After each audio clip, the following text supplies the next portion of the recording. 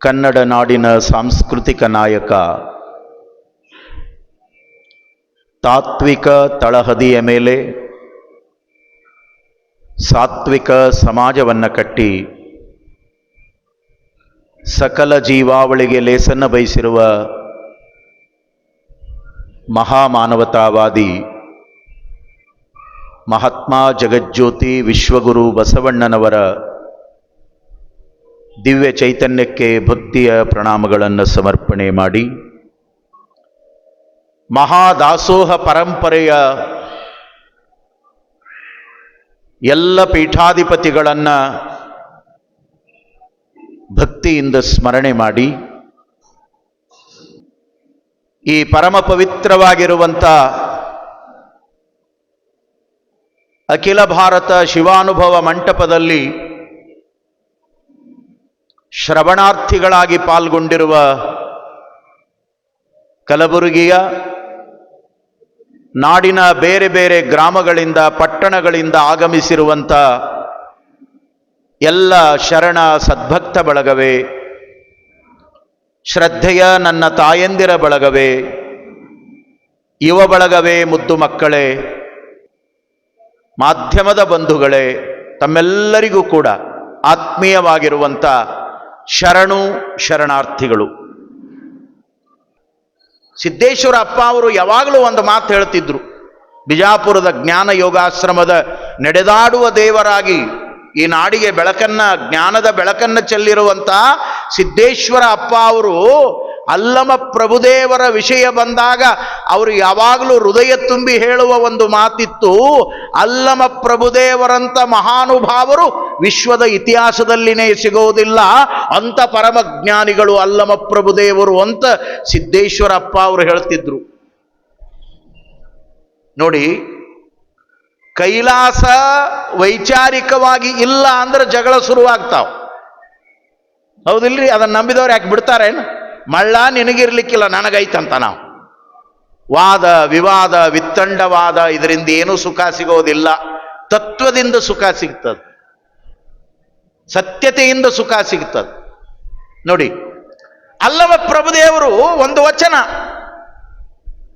ನಾನು ಸಹಜ ವಚನಗಳ ಮೇಲೆ ಕಣ್ಣಾಡಿಸುವಾಗ ಅಲ್ಲಮರ ಈ ವಚನ ನನಗೆಷ್ಟು ಪರಿಣಾಮ ಮಾಡಿತು ಅಂದ್ರೆ, ಎಂಥ ಜ್ಞಾನಿಗಳು ಅಲ್ಲಮರು.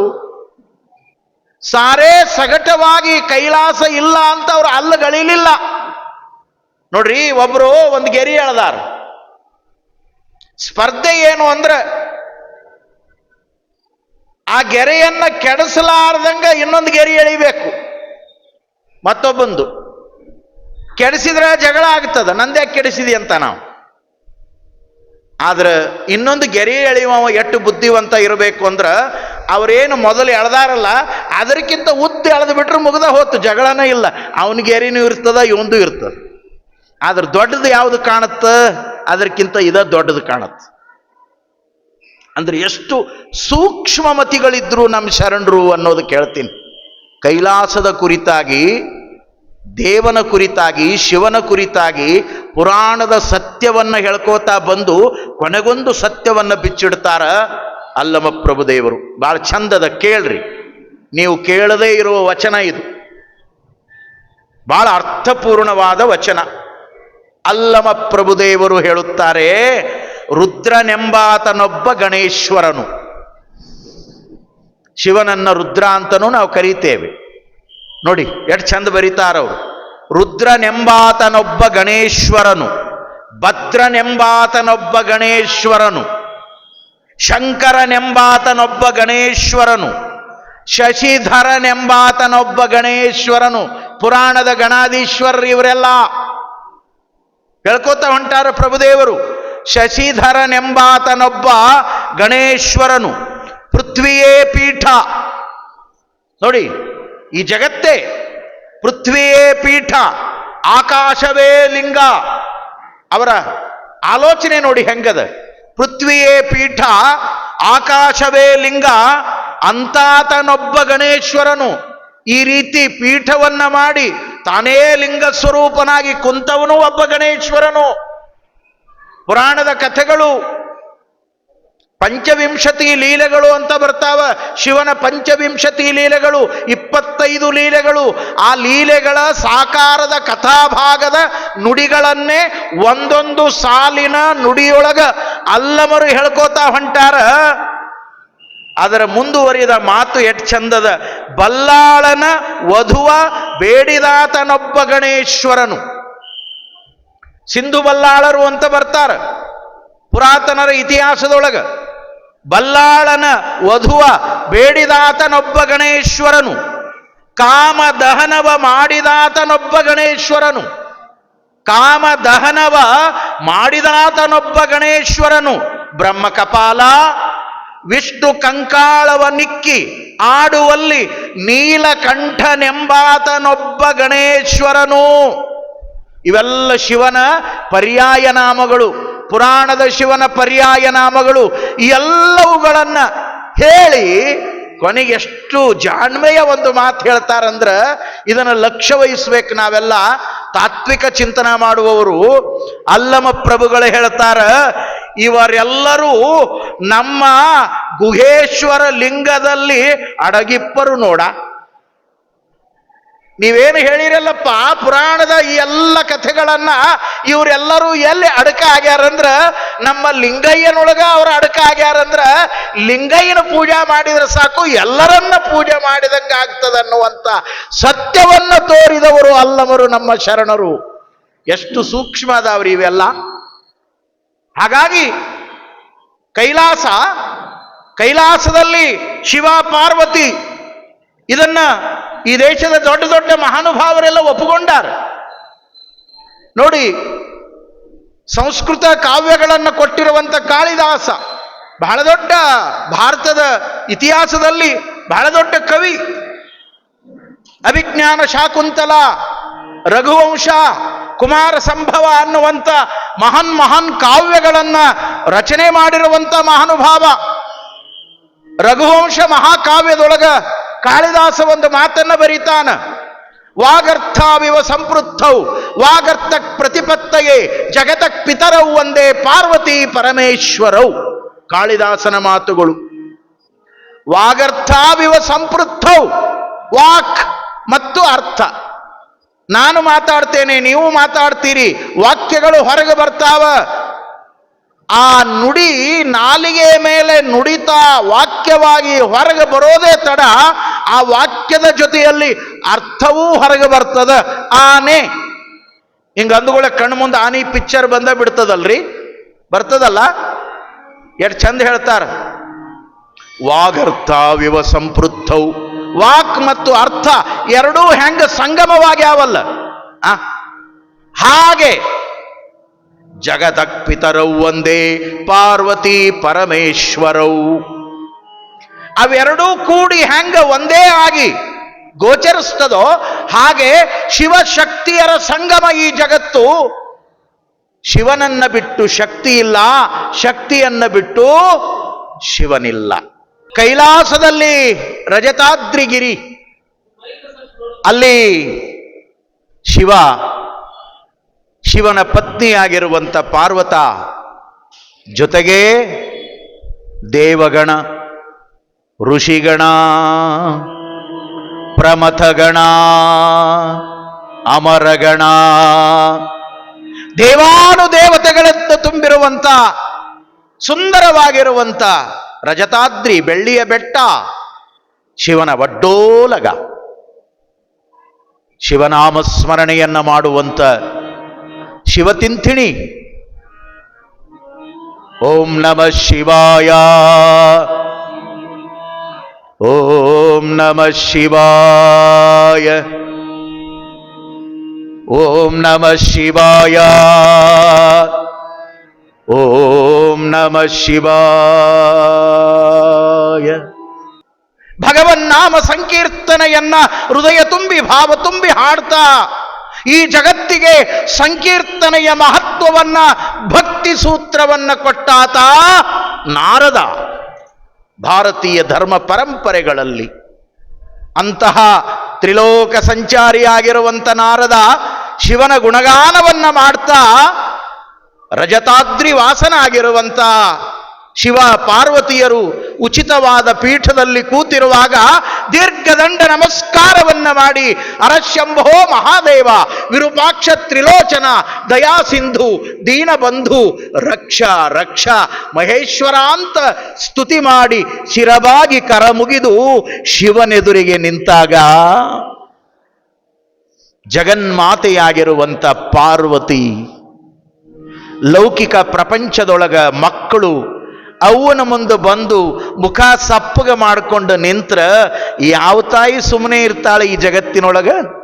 ಏನು ಬೇಕು ಪುಟ್ಟ, ಏನು ಬೇಕು ಮಗನೇ, ಏನು ಬೇಕು ಕಂದ, ಯಾಕಪ್ಪ ಮುಖ ಸಪ್ಪೆ ಮಾಡಿಕೊಂಡು ನಿಂತೀಯಾ ಅಂತ ಹೆತ್ತವ್ವ ಹೆಂಗ ಮಕ್ಕಳನ್ನ ಕೇಳ್ತಾಳಲ್ಲ, ಹಾಗೆ ಜಗಜ್ಜನನಿಯಾಗಿರುವಂಥ ಪಾರ್ವತಾದೇವಿ ಶಿವೆ ನಾರದನನ್ನು ಮಾತಾಡಿಸಿದಳಂತೆ. ನಾರದ, ಯಾಕೆ ನಿನ್ನ ಮುಖದಲ್ಲಿ ದುಃಖ ಕಾಣ್ತಾ ಇದೆಯಲ್ಲ, ಏನಾಯಿತು? ಎಲ್ಲಿಂದ ಬರೋಣವಾಯಿತು? ಏನು ಕಾರಣ? ಸಂಭಾಷಣೆ ಎಟ್ ಚಂದದ, ಪ್ರಸಂಗ ಎಟ್ ಚಂದದ, ಸುಮ್ಮ ಕಣ್ಣು ಮುಂದೆ ತಂದುಕೊಳ್ಳ್ರಿ ಕೈಲಾಸ. ಕಥೆಯನ್ನ ಗುರುಲಿಂಗ ಕವಿಗಳು ಎಷ್ಟು ಚಂದ ಆರಂಭ ಮಾಡ್ತಾರೆ. ಶರಣಬಸಪ್ಪನ ಚರಿತ್ರೆ. ಯಾವಾಗ ಶಿವೆ ಈ ಮಾತುಗಳನ್ನು ಕೇಳಿದ್ಲೋ ಆವಾಗ ನಾರದ ತನ್ನ ವೀಣೆಯನ್ನ ಮೀಟಿ ಶಿವನಾಮಸ್ಮರಣೆಯನ್ನ ಮಾಡಿ, ತಾಯಿ ಏನಂತ ಹೇಳವ್ವ, ಜಗದಲ್ಲಿ ಜನಗಳು ಧರ್ಮವನ್ನು ಬಿಟ್ಟು ನಡೀತಾ ಇದ್ದಾರೆ, ಕರ್ಮಕಾಂಡ ಹೆಚ್ಚಾಗಿದೆ, ಗುರುಲಿಂಗ ಜಂಗಮನಿಷ್ಠೆ ದೂರವಾಗಿದೆ, ವಿಭೂತಿ ರುದ್ರಾಕ್ಷಿ ಮಂತ್ರಗಳ ಮಹತ್ವ ಮರೆಯಾಗಿ ಹೋಗುತ್ತಿದೆ, ಗುರುಲಿಂಗ ಜಂಗಮರ ಆರಾಧನೆಗೆ ಬೆಲೆ ಇಲ್ಲ, ಕರ್ಮಿಗಳು ಅಧರ್ಮಿಗಳು ದುರ್ವ್ಯಸನಿಗಳು ದುರ್ಭಾವಿಗಳು ದುಚ್ಚಟಕ್ಕೆ ಬಲಿಯಾದವರು, ಅನ್ಯಾಯ ಅನೀತಿ ಅನಾಚಾರ ಅತ್ಯಾಚಾರ ಮಾಡುವವರ ಸಂಖ್ಯೆ ಹೆಚ್ಚಾಗಿದೆ ತಾಯಿ. ಮರ್ತ್ಯಲೋಕ ಭೂಲೋಕ ಮಾನವರ ಪಾಪಿಗಳ ಲೋಕ ಆಗ್ತಾ ಇದೆ. ನಾನು ನೇರವಾಗಿ ಭೂಲೋಕದಿಂದ ಬಂದಿದ್ದೇನೆ. ಭೂಲೋಕದ ಮಾನವರ ಸ್ಥಿತಿಗತಿಗಳನ್ನು ನೋಡಿ ಅವ್ವಾ ಮನಸ್ಸಿಗೆ ದುಃಖ ಆಗ್ಯದ. ಮರ್ತ್ಯಲೋಕವನ್ನ ಉದ್ಧಾರ ಮಾಡುವ ಸಲುವಾಗಿ, ಮಾನವರಿಗೆ ಧರ್ಮದ ದಾರಿಯನ್ನು ತೋರಿಸುವ ಸಲುವಾಗಿ ಶಿವ ಮತ್ತೊಮ್ಮೆ ಮರ್ತ್ಯಲೋಕದಲ್ಲಿ ಅವತರಿಸಬೇಕು ಅನ್ನೋದು ನನ್ನ ಬಿನ್ನಹ, ನನ್ನ ಬೇಡಿಕೆ.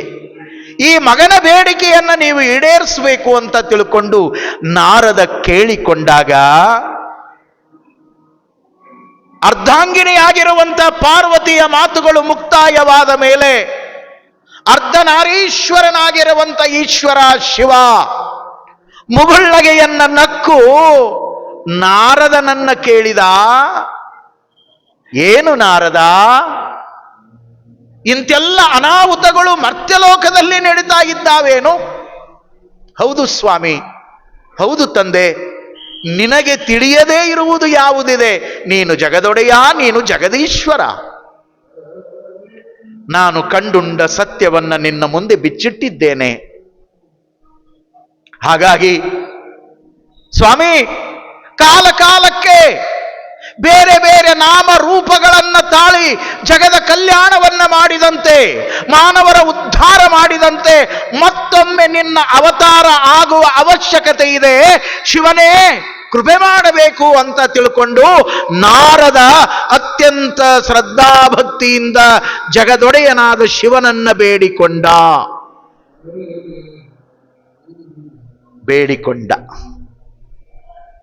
ಮಕ್ಕಳು ಬೇಡಿದ್ದನ್ನ ಹೆಂಗ ಹಡದ ತಂದೆ ತಾಯಿಗಳು ನೀವು ಕೊಡ್ತೀರಲ್ಲ, ಅವಕ್ಕೆ ದುಃಖ ಆಗಬಾರದು ಅಂಥೇಳಿ, ಹಾಗೆ ಜಗದಕ್ಪಿತರೌ ಒಂದೇ ಪಾರ್ವತಿ ಪರಮೇಶ್ವರೌ ಮಾತಾ ಚ ಪಾರ್ವತಿ ದೇವಿ ಪಿತಾ ದೇವೋ ಮಹೇಶ್ವರ ಬಾಂಧವಾ ಶಿವಭಕ್ತಾಶ್ಚ ಸ್ವದೇಶೋ ಭುವನತ್ರಯಂ. ಭುವನತ್ರಯಕ್ಕೆ ಒಡೆಯನಾಗಿರುವಂತ ಶಿವ, ಶಿವನ ಅರ್ಧಾಂಗಿನಿ ಶಿವೆ. ಇಬ್ಬರೂ ಸೇರಿ ಮುಖವನ್ನು ನೋಡಿಕೊಂಡು ನಾರದನನ್ನು ನೋಡಿದರಂತೆ. ನಾರದನ ಆ ದುಃಖದ ಭಾವ ಅವರಿಗೆ ಅರಿಕೆಯಾಯಿತು. ಆವಾಗ ಶಿವ ಅಂತಾನೆ, ನಾರದ, ನಿನ್ನ ಅಪೇಕ್ಷೆಯಂತೆ ನನ್ನ ಪ್ರತಿರೂಪವೇ ಆಗಿರುವಂತ ನಾನೇ ಅವನು, ಅವನೇ ನಾನು, ಅವನು ಬೇರೆ ಯಾರೂ ಅಲ್ಲ. ಈ ದೇವಗಣದಲ್ಲಿ ಇರುವಂತ, ಪ್ರಮಥ ಗಣದಲ್ಲಿ ಇರುವಂತ ನಂದೀಶ್ವರನೇ ನಾನಾಗಿದ್ದೇನೆ. ನನ್ನನ್ನ ಬಿಟ್ಟು ನಂದೀಶ್ವರನಿಲ್ಲ, ನಂದೀಶ್ವರನನ್ನ ಬಿಟ್ಟು ನಾನಿಲ್ಲ. ಒಂದು ಕಾಲದಲ್ಲಿ 12ನೇ ಶತಮಾನದಲ್ಲಿ ನಂದೀಶ್ವರನನ್ನ ಮರ್ತ್ಯಲೋಕಕ್ಕೆ ಕಳಿಸಿದೆ. ಮರ್ತ್ಯಲೋಕದಲ್ಲಿ ಮಹಾಮನೆಯನ್ನ ಕಟ್ಟಿ, ಅನುಭವ ಮಂಟಪವನ್ನ ಕಟ್ಟಿ, ದಾಸೋಹದ ಪರಂಪರೆಯನ್ನ ಹೇಗೆ ಬಾಗೇವಾಡಿಯ ಬಸವಣ್ಣನಾಗಿ ನಾಡಿನೊಳಗೆ ಬೆಳಗಿ ಬಂದನೋ, ಆ ನಂದೀಶ್ವರನನ್ನೇ ಮತ್ತೊಮ್ಮೆ ನಾನು ಮರ್ತ್ಯಲೋಕಕ್ಕೆ ಕಳಿಸಿಕೊಡುತ್ತೇನೆ ಅಂತ ಶಿವ ಹೇಳಿದ, ಶಿವ ಹೇಳಿದ, ಶಿವ ಹೇಳಿದ. ನಿಜವಾಗಲೂ ಕೂಡ ಈ ಮಾತುಗಳನ್ನು ನಮ್ಮ ಶರಣರು ವಚನಗಳಲ್ಲಿ ಉಲ್ಲೇಖ ಮಾಡ್ತಾರೆ. ಚನ್ನಬಸವಣ್ಣನವರು ಹೇಳ್ತಾರ, ಮರ್ತ್ಯಲೋಕದ ಮಹಾಮನೆ ಹಾಳಾಗಿ ಹೋಗಬಾರದೆಂದು ಕರ್ತ ನಟ್ಟಿದನಯ್ಯ ಒಬ್ಬ ಶಿವಶರಣನ. ಯಾವ ಕರ್ತ? ಜಗದ ಕರ್ತ ಪರಮಾತ್ಮ, ಜಗದೊಡೆಯ ಪರಮಾತ್ಮ. ಎಷ್ಟು ಚಂದದ ಚನ್ನಬಸವಣ್ಣವರ ವಚನ. ಮರ್ತ್ಯಲೋಕದ ಮಹಾಮನೆ ಹಾಳಾಗಿ ಹೋಗಬಾರದೆಂದು. ಇದು ಹಾಳಾಗಬಾರದು, ಇದು ಕರ್ಮಿಗಳ ಬೀಡಾಗಬಾರದು, ಇದು ಧರ್ಮದ ನಾಡಾಗಬೇಕು, ಇದು ಭಕ್ತಿಯ ಬೆಳಕಾಗಬೇಕು. ನೋಡಿ, ಆ ಕಾಲದೊಳಗ ಚನ್ನಬಸವಣ್ಣನವರು ಈ ಮಾತುಗಳನ್ನು ಬರೀತಾರೆ. ಮತ್ತೊಂದು ಕಡೆ ಬರೀತಾರೆ, ಹರ ನಟ್ಟಿದ ಆಗ್ರಹವ ಮನ್ನಿಸಿ ಮರ್ತ್ಯಲೋಕ ಕೈ ತಂದನಯ್ಯ ಬಸವಣ್ಣ. ಹರ ನಟ್ಟಿದ ಆಗ್ರಹ, ಶಿವನ ಒಪ್ಪಿಗೆಯನ್ನು ಪಡೆದು ಬಂದ ಅನ್ನುವಂಥ ಮಾತುಗಳನ್ನು ಬರೀತಾರೆ ವಚನಗಳಲ್ಲಿ. ಅದನ್ನೇ ಪುರಾಣದ ಪರಂಪರೆಯಲ್ಲಿ ನುಡಿಗಳಾಗಿ ಬಳಸಿಕೊಂಡು ಈ ಮಾತುಗಳನ್ನು ಬರೆದ್ರು. ಮಾರಾರಿಯ ವ್ಯಸನದಿಂದ ಬಸವಣ್ಣ ದಾರುಣಿಗೆ ಅವತರಿಸಿ ಸಾರಾಯ ಸದ್ಭಕ್ತಿಯ ತೋರಿದನಯ್ಯ ಎಲ್ಲರಿಗೂ. ಎಷ್ಟು ಚಲೋ ಮಾತುಗಳನ್ನು ಹೇಳ್ತಾರೆ. ಶಿವ ನನ್ನ ಪ್ರತಿರೂಪನೇ ಆಗಿರುವಂತ ನಂದೀಶನನ್ನ ಮತ್ತೊಮ್ಮೆ ನಾನು ಕಳಿಸಿಕೊಡ್ತೇನೆ ಅಂತ ತಿಳ್ಕೊಂಡು ಹೇಳಿ, ಆ ದೇವ ಗಣವರರ ಮಧ್ಯದಲ್ಲಿ ಪ್ರಮಥನಾಗಿ ನಿಂತಿರುವಂತ ನಂದೀಶ್ವರನನ್ನ ಶಿವ ಕರೀತಾನೆ, ನಂದೀಶ ಇತ್ತ ಬಾ. ನಂದಿ ಭೃಂಗಿ ಶಿವನ ಎಡಬಲದಲ್ಲಿ ನಿಂತು ಗುಣಗಾನ ಮಾಡುವಂತ ಪ್ರಮಥರು ಇವರೆಲ್ಲ. ನೋಡಿ, ನಂದೀಶ್ವರನನ್ನ ಎದುರಿಗೆ ಕರೆದಾಗ ಅತ್ಯಂತ ಭಕ್ತಿಭಾವದಿಂದ ನಂದೀಶ್ವರ ಕರ ಮುಗಿದು ಶಿರವಾಗಿ ಮಾತಾಪಿತೃಗಳ ಎದುರಿಗೆ ನಿಂತಿರುವಾಗ ಶಿವ ಅಂತಾನೆ, ನಂದೀಶ್ವರ ಮತ್ತೊಮ್ಮೆ ನೀನು ಮರ್ತ್ಯಲೋಕದಲ್ಲಿ ಅವತಾರವನ್ನು ತಾಳಬೇಕಪ್ಪ. ಆವಾಗ ನಂದೀಶ್ವರ ಅಂತಾನೆ, ಸ್ವಾಮಿ ಯಾಕೆ ನನಗೆ ಈ ಶಾಪ? ನಾನಾವ ತಪ್ಪನ್ನ ಮಾಡಿದ್ದೇನೆ ತಂದೆ? ನಿನ್ನ ಪಾದ ಸನ್ನಿಧಿಯ ಶಿವ ಸಾನ್ನಿಧ್ಯವನ್ನ ಬಿಟ್ಟು ಆ ಭವ ಪ್ರಪಂಚಕ್ಕೆ ನನ್ನನ್ನು ಯಾಕೆ ಕಳಿಸ್ತೀಯ ತಂದೆ? ನಾನೊಲ್ಲೆ ಅಂತಾನೆ ನಂದೀಶ್ವರ. ಈ ಭಾವ ಎಲ್ಲರಿಗೂ ಬಂದದ. ನಿನ್ನೆ ಒಂದು ವಚನ ಹೇಳಿದೆ ನಾನು, ಬಸವಣ್ಣನವರಿಗೂ ಈ ಭಾವ ಬಂದು ಹೋತು. ಅಕಟಕಟ ಶಿವ ನಿನಗಿನಿತು ಕರುಣವಿಲ್ಲ, ಅಕಟಕಟ ಶಿವ ನಿನಗಿನಿತು ಕೃಪೆಯಿಲ್ಲ. ಏಕೆ ಹುಟ್ಟಿಸಿದೆ ಇಹಲೋಕ ದುಃಖಿಯ ಪರಲೋಕ ದೂರನ, ಎನಗಾಗಿ ಮತ್ತೊಂದು ತರುಮರಾದಿಗಳಿದ್ದಿಲ್ಲವೇ ಕೂಡಲ ಸಂಗಮ ದೇವ. ಏನು ಭಾವ ಅದು? ಮನುಷ್ಯರಾಗಿ ಬದುಕುವ ನಮ್ಮಗಳ ಮನಸ್ಸಿನಲ್ಲಿಯೂ ಒಂದೊಂದು ಸಲ ಈ ಭಾವ ಬಂದು ಹೋಗ್ತದ. ಯಪ್ಪ, ಮನುಷ್ಯರಾಗಿ ಯಾಕಾರ ಹುಟ್ಟಿವೋ ಅನಿಸ್ತದಲ್ಲ, ಹಿಂಗನಿಸ್ತದಲ್ಲ. ಪ್ರತಿಯೊಬ್ಬರ ಅನುಭವಕ್ಕಿರುವ ಮಾತಿದು. ಎಲ್ಲರಿಗೂ ಅನಿಸ್ತದ, ದೊಡ್ಡ ದೊಡ್ಡ ಮಹಾತ್ಮರಿಗೆ ಅನಿಸ್ಯಾದ. ಇನ್ನು ನಮ್ಮ ನಿಮ್ಮಂಥವರ ಪಾಡೇನು? ಬ್ಯಾಡ ಅನಿಸ್ತದ ಬದುಕು, ಸಾಕನಿಸ್ತದ ಬದುಕು. ಎಷ್ಟೋ ಜನ ದೇವರಲ್ಲಿ ಬೇಡ್ಕೊಳ್ತಾರೆ, ಶಿವನೇ ಬೇಗನೆ ನಿನ್ನ ಪಾದಕ್ಕೆ ಕರ್ಕೊಂಡು ಬಿಡೋ ತಂದೆ ಅಂತಾರಲ್ಲ. ಇವೆಲ್ಲ ಭಾವನೆಗಳು, ಇವೆಲ್ಲ ಬದುಕಿನ ಸತ್ಯಗಳು. ನಂದೀಶ್ವರ ಅಂದ, ಅಪ್ಪ ನಾನು ಹೋಗಲಾರೆ, ಭವ ಪ್ರಪಂಚದ ಆ ಮಾಲೆಯಲ್ಲಿ ಬೀಳಲಾರೆ, ತ್ರಾಹಿ ತ್ರಾಹಿ ಕಾಪಾಡು ತಂದೆ. ನಾನು ಪವಿತ್ರವಾದ ನಿನ್ನ ಮುಕ್ತಿಯ ಈ ತಾಣವನ್ನ, ಕೈಲಾಸವನ್ನ, ಈ ಆನಂದದ ಸ್ವರ್ಗವನ್ನ, ನಿನ್ನ ಸನ್ನಿಧಾನವನ್ನ ಬಿಟ್ಟು ನಾನು ಹೋಗಲಾರೆ ಹೋಗಲಾರೆ ಹೋಗಲಾರೆ ಅಂದಾಗ ಪಾರ್ವತಾ ಮಾತೆ ಅಂತಾಳ, ಮಗನೇ ತಂದೆಯ ಮಾತು ಮೀರುವೆಯಾ? ಪಿತೃವಾಕ್ಯ ಪರಿಪಾಲನೆ ಮಾಡುವುದು ಅದು ಪುತ್ರನ ಕರ್ತವ್ಯ, ಅದು ಸುಪುತ್ರನ ಕರ್ತವ್ಯ. ಹಿಂದೆ 12ನೇ ಶತಮಾನದಲ್ಲಿ ಶಿವನ ಅಪ್ಪಣೆಯನ್ನು ಹೊತ್ತು ಬಾಗೇವಾಡಿಯಲ್ಲಿ ಅಗ್ರಹಾರದ ಅಧಿಪತಿಯಾಗಿರುವ ಮಾದರಸ ಮಾದಲಾಂಬಿಕೆಯರ ಪುಣ್ಯ ಉದರದಲ್ಲಿ ಅವತರಿಸಿ ಬಸವರಾಜನಾಗಿ ಹುಟ್ಟಿ ಕಲ್ಯಾಣವನ್ನು ಕಟ್ಟಿ ದಾಸೋಹದ ಪರಂಪರೆಗೆ ಬೆಳಕು ನೀಡಿರುವಂಥ ಮಹಾನುಭಾವ ನೀನು. ಅಂಥದ್ದೇ ಒಂದು ಅಪರೂಪದ ಅವಕಾಶದ ಪ್ರಸಂಗ ಮತ್ತೊಮ್ಮೆ ನಿನ್ನ ಬದುಕಿನೊಳಗೆ ಸಿಕ್ಕಿರುವಾಗ ಒಲ್ಲೆ ಎನ್ನಬೇಡ. ಶಿವ ಅಂತಾನೆ, ನಿನ್ನೊಡನೆ ನಾ ಬಪ್ಪೆ, ನಿನ್ನೊಡನೆ ನಾನಿಪ್ಪೆ. ನಂದೀಶ, ನಿನ್ನೊಡನೆ ನಾ ಬಪ್ಪೆ, ನಿನ್ನೊಡನೆ ನಾನಿಪ್ಪೆ, ನಿನ್ನೊಡನೆ ನಾ ಬಪ್ಪೆ, ನಿನ್ನೊಡನೆ ನಾನಿಪ್ಪೆ. ನಿನ್ನ ಜೊತೆಯಲ್ಲಿ ನಾನು ಬರ್ತೇನೆ, ನಿನ್ನ ಜೊತೆಯಲ್ಲಿ ನಾನಿರ್ತೇನೆ. ಹೆದರಬೇಡ ಹೆದರಬೇಡ ಹೆದರಬೇಡ. ನಿನಗೆ ಭವಮಾಲೆ ಅಂಟದಂತೆ ಭವವ ದಾಂಟಿಸುವವನು ನಾನು, ಭವಹರನು ನಾನು. ನಿನ್ನೊಡನೆ ನಾನಿರ್ತೇನಪ್ಪ, ನಿನ್ನೊಡನೆ ನಾನು ಬರ್ತೇನಪ್ಪ. ನೀನು ಹೆದರಬೇಡ ನಂದೀಶ. ಹೋಗು, ಮರ್ತ್ಯಲೋಕದ ಕಲ್ಯಾಣವನ್ನ ಮಾಡು. ಗುರುಲಿಂಗ ಜಂಗಮರ ಆರಾಧನೆಯ ಪುಣ್ಯದ ಪ್ರಾಪ್ತಿಯ ಫಲವನ್ನ ಭಕ್ತ ಕುಲಕೋಟಿಗೆ ತಿಳಿಸಬೇಕು. ದಯಾಧರ್ಮದ ಮೂಲವನ್ನ ಮತ್ತೊಮ್ಮೆ ನೀನು ಬೆಳಗಬೇಕು. ಮಹಾದಾಸೋಹದ ಪರಂಪರೆಯನ್ನ ಈ ನಾಡಿನೊಳಗ ಬೆಳಗುವಂತ ಒಬ್ಬ ಸತ್ಪುರುಷನಾಗಬೇಕು. ಸಂಸಾರ ಧರ್ಮವನ್ನ ಪರಮ ಪವಿತ್ರವಾಗಿ ಸಾಧಿಸುವ ಛಲದಂಕ ಮಲ್ಲ ನೀನಾಗಬೇಕು. ನಿನ್ನ ಜೊತೆಯಲ್ಲಿ ನಾನು ಬರ್ತೇನೆ, ನಿನ್ನ ಜೊತೆಯಲ್ಲಿ ನಾನು ಇರ್ತೇನೆ.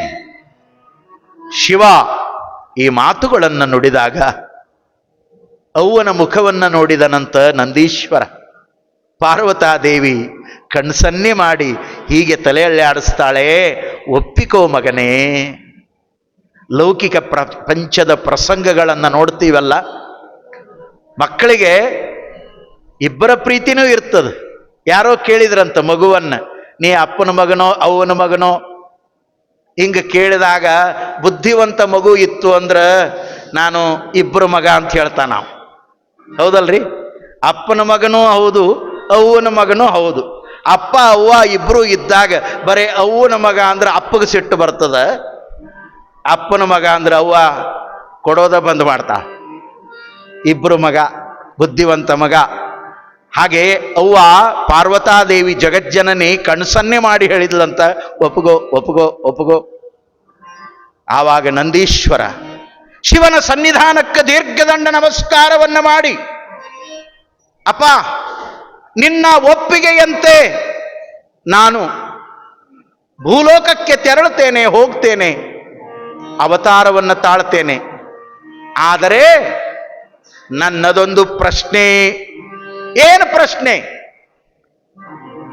ಯಾವ ದೇಶದ, ಯಾವ ನಾಡಿನ, ಯಾವ ಊರಿನ, ಯಾವ ವಂಶದ, ಯಾರ ಗರ್ಭದ ಮಗುವಾಗಿ ನಾನು ಅವತರಿಸಬೇಕು?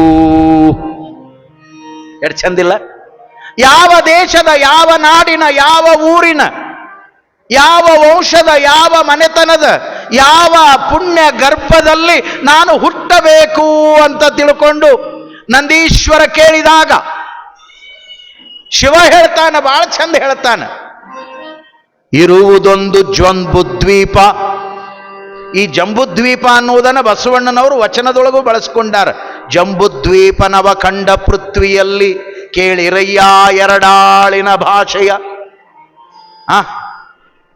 ಗೆಲುವೆನೆಂಬ ಭಾಷೆ ಭಕ್ತನದು, ಕೊಲುವೆನೆಂಬ ಭಾಷೆ ದೇವನದು. ಸತ್ಯವೆಂಬ ಕೂರಲಗ ತಳೆದು ನಮ್ಮ ಸದ್ಭಕ್ತರು ಗೆದ್ದರು ಕಾಣ ಕೂಡಲ ಸಂಗಮ ದೇವ. ಗೆದ್ದಾರವರೆಲ್ಲ. ಯಾಕಂದ್ರ ಶಿವನ ಆಜ್ಞೆಯಂತೆ ಬಾಳಿದವರೆಲ್ಲರೂ ಕೂಡ ಜಗದೀಶನ ಜಗತ್ತಿನೊಳಗೆ ಗೆದ್ದು ಹೋಗ್ಯಾರ. ನಂದೀಶ್ವರ ಕೇಳಿದ, ಆವಾಗ ಶಿವ ಹೇಳ್ತಾನ, ಇರುವುದೊಂದು ಜಂಬೂದ್ವೀಪ. ಜಂಬೂದ್ವೀಪದಲ್ಲಿ ಭಾರತ ದೇಶ, ಅದು ಪುಣ್ಯಭೂಮಿ. ಆ ಭಾರತ ದೇಶದೊಳಗೊಂದು ಕರುನಾಡು, ಕರುನಾಡಿನೊಳಗೊಂದು ಸಗರನಾಡು, ಕರುನಾಡಿನೊಳಗೊಂದು ಸಗರನಾಡು, ಸಗರನಾಡಿನೊಳಗೊಂದು ಪುಣ್ಯದ ಊರು, ಅದು ಅರಳಗುಂಡಿಗೆ. ಅರಳಗುಂಡಿಗೆ, ಅರಳಗುಂಡಿಗೆ. ಆ ಅರಳಗುಂಡಿಗೆಯಲ್ಲಿ ಸಾಲೋಕ್ಯ ಮನೆತನ. ನೋಡ್ರಿ, ಯಾವ ಮನೆತನ? ಸಾಲೋಕ್ಯ ಮನೆತನ. ಆ ಸಾಲೋಕ್ಯ ಮನೆತನದಲ್ಲಿ ಆದಪ್ಪ ಮಡಿಯಮ್ಮ ಎನ್ನುವಂತ ಶಿವಭಕ್ತ ಶರಣ ದಂಪತಿಗಳು, ಅವರು ಬಹಳ ದಿನದ ಬಯಕೆಯನ್ನು ಇಟ್ಕೊಂಡು ಕುಂತಾರ ಪುತ್ರ ಸಂತಾನಕ್ಕಾಗಿ. ಅವರ ಶಿವಭಕ್ತಿಯನ್ನ ಮೆಚ್ಚಿ ನಾನು ಅನುಗ್ರಹ ಮಾಡಬೇಕಾಗ್ಯದ, ಆದ್ರೆ ಅವರ ಕರ್ಮಭೋಗದಲ್ಲಿ ಸಂತಾನದ ಭಾಗ್ಯ ಇಲ್ಲ. ಹಾಗಾಗಿ ನಾನೊಂದು ಅನುಗ್ರಹವನ್ನ ಆ ಮನೆತನಕ್ಕೆ ಮಾಡ್ತಾ ಇದ್ದೇನೆ. ಆದಪ್ಪನ ತಮ್ಮನಾಗಿರುವಂತ ಮಲಕಪ್ಪ, ಮಲಕಪ್ಪನ ಧರ್ಮಪತ್ನಿಯಾಗಿರುವಂತ ಸಂಗಾಂಬೆ, ಸಂಗಮ್ಮ, ನೀನು ಸಗರನಾಡಿನ ಅರಳಗುಂಡಿಗೆಯ ಸಾಲೋಕ್ಯ ಮನೆತನದ ಮಲಕಪ್ಪ ಸಂಗಮ್ಮ ತಾಯಿಯ ಪುಣ್ಯ ಗರ್ಭದಲ್ಲಿ ಅವತಾರ ತಾಳಿ ಸಂಗಮ್ಮನಿಗೆ ನೀನು ಹಡೆದ ಮಗನಾಗಿ, ಮಡಿಯಮ್ಮನಿಗೆ ನೀನು ಪಡೆದ ಮಗನಾಗಿ. ಅಂದು ಬಸವ ಶರಣರನ್ನ ಕೂಡಿಕೊಂಡು ಕಲ್ಯಾಣವನ್ನ ಕಟ್ಟಿದ. ಶರಣರ ಬಳಗದ ಜೊತೆಗೆ ಬಸವ ಶರಣರನ್ನ ಕೂಡಿಕೊಂಡು ಆನಂದವನ್ನ ಪಟ್ಟ. ಆ ಬಸವ ಆ ಶರಣರ ಅನುಗ್ರಹದ ಮತ್ತೊಂದು ಬೆಳಕಾಗಿ ನೀನು ಶರಣ ಬಸವನಾಗಿ ಅವತಾರವನ್ನ ತಾಳಬೇಕು ಅಂತ ಶಿವ ಅಪ್ಪಣೆ ಕೊಟ್ಟ ನಂದೀಶ್ವರನಿಗೆ. ಶಿವನ ಅಪ್ಪಣೆಯಂತೆ ಕೈಲಾಸದಿಂದ ಶಿವನ ಆಜ್ಞೆಯನ್ನ ಪಡೆದು ನಂದೀಶ್ವರ ಭೂಲೋಕದತ್ತ ತೆರಳಿದ ಅನ್ನುವಂಥ ಪುರಾಣದ ಕಥಾನಕವನ್ನ, ಕಥಾಭಾಗವನ್ನ ಗುರುಲಿಂಗ ಕವಿಗಳು ಬಹಳ ಸುಂದರವಾಗಿ ಈ ಸಂಧಿಯಲ್ಲಿ ನಮಗೆ ಚರಿತ್ರೆಯಾಗಿ ತಿಳಿಸ್ತಾ ಇದ್ದಾರೆ. ನಾಳೆ ಮುಂದುವರಿತಾ ಆ ಮಹಾನುಭಾವ ಪುಣ್ಯದ ಭೂಮಿಯಾಗಿರುವಂಥ ಅರಳಗುಂಡಿಗೆಯೊಳಗ ಹ್ಯಾಂಗ ಅವತಾರವನ್ನು ತಾಳ್ತಾನ ಅನ್ನುವಂಥ ಚರಿತ್ರೆಯ ಜೊತೆಗೆ ಪುರಾಣ ಮುಂದುವರಿತದೆ.